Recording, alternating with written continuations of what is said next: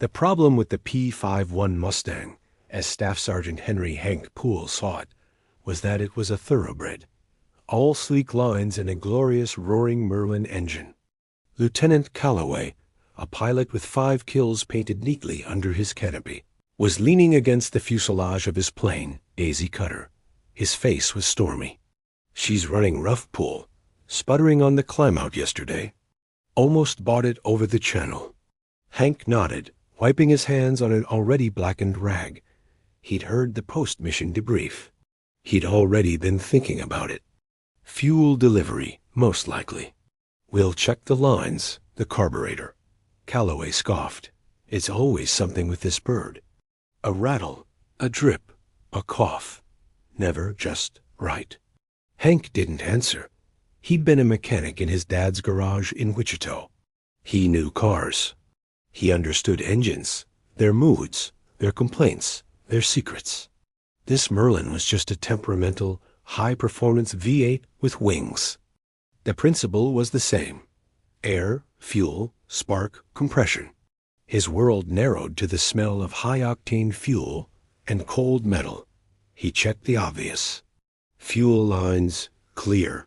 Carburetor jets, clean. Spark plugs, gap correct, a little fouled. He cleaned them with meticulous care. But the problem, he felt, was subtler. It was a Monday problem. A cold, damp, hasn't run right since the weekend problem. He thought of old Mr. Henderson's pickup back home, which would always misfire after a rainy Sunday. He pulled the ignition distributor cap on the Merlin, peered inside, wiped it, nothing.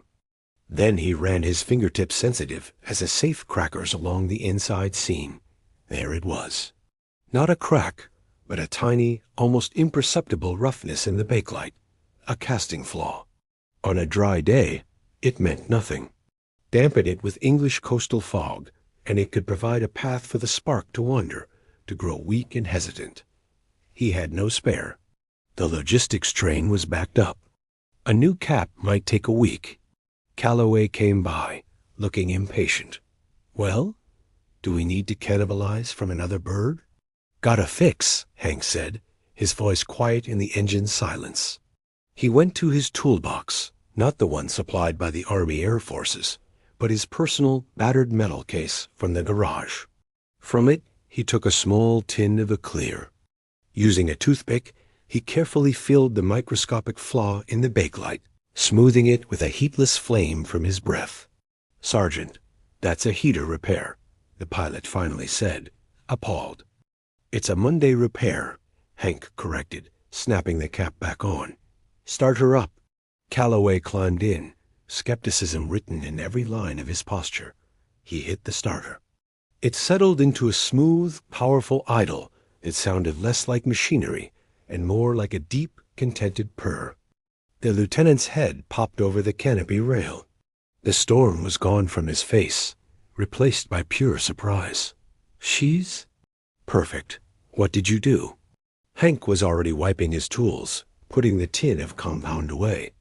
Just gave her a little reassurance. Told her the weekend was over, and it was time to go to work. Calloway flew 3 missions that week. Each time, Daisy Cutter performed flawlessly. He got 2 more kills. He credited his eyes, his training, his luck. He never credited the Monday mechanic, the man who understood that sometimes the difference between a sputter and a roar, between a rough landing and not landing at all, wasn't found in the manual. It was found in a small tin of garage floor wisdom, applied by a man who knew the engines, at their heart, were just cold metal waiting to be convinced to trust the sky again.